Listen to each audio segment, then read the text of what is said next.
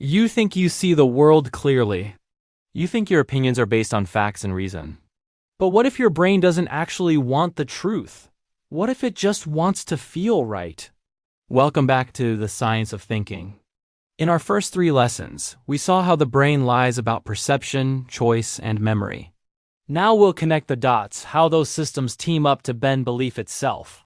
This is the story of cognitive bias, the invisible lens that distorts truth to keep you comfortable. Your brain is an energy miser. It runs complex software on limited fuel, so it cuts corners. Instead of analyzing every detail, it relies on shortcuts, fast rules that make thinking efficient. Most of the time, that's good. You don't need to calculate every step you take or rethink every opinion daily. But shortcuts come with a price. They can make you blind to anything that challenges what you already believe. These blind spots are cognitive biases, patterns of predictable error in how we interpret reality.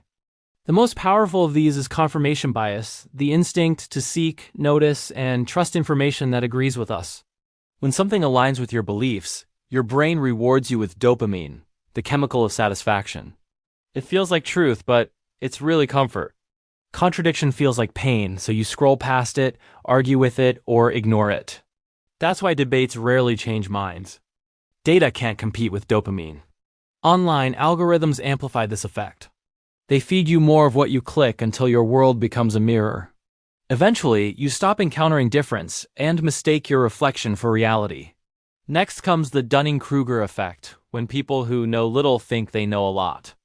In one study, the lowest scoring students in logic tests were the most confident about their answers.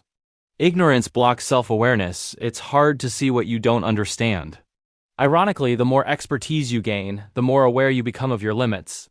That's why true experts often sound cautious, and confident fools fill the comment sections. Bias also distorts judgment. Anchoring bias makes you rely on the first number you see. A $900 jacket marked down to $300 feels like a deal because the anchor was high. Framing bias changes how identical facts feel.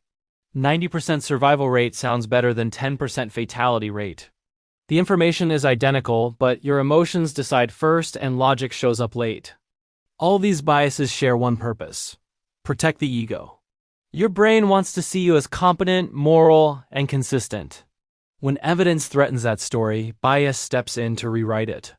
It's not deception, it's emotional self-defense. That's why political or moral arguments rarely work. When someone challenges your worldview, your brain treats it like physical pain. Scans show that ideological threats activate the same regions as bodily harm. We defend beliefs the way we defend our bodies. Now remember lesson 3.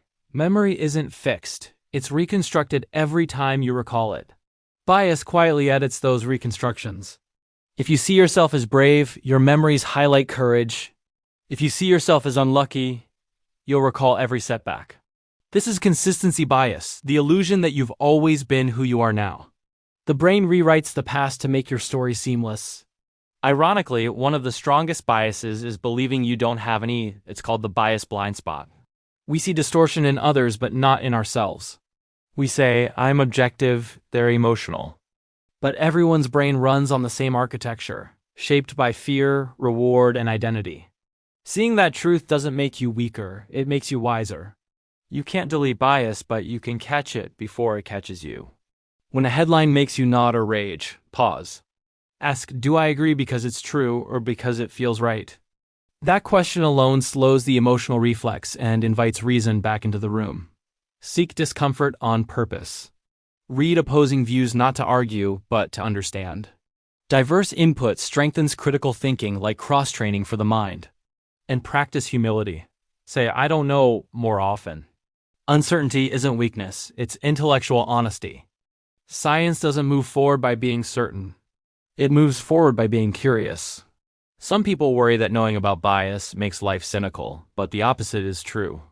Awareness doesn't destroy conviction, it refines it. When you see how belief bends, you can build stronger, fairer opinions. Recognizing bias also makes you more compassionate. It reminds you that most disagreement isn't about stupidity or evil, it's about the brain doing what it evolved to do. Protect its story. Perception shapes what you see. Choice shapes what you do. Memory shapes what you believe. Bias ties them all together into a narrative you can live with. Your brain isn't wired for truth, it's wired for coherence.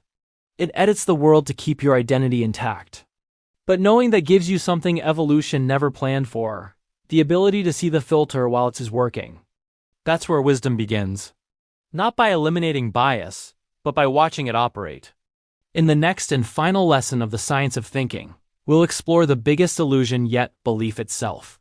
Why ideas spread like contagions. Why we cling to falsehoods even after seeing proof, and how entire societies build realities that feel uncheckable. Stay curious because the next thing your brain protects might not be truth but belonging.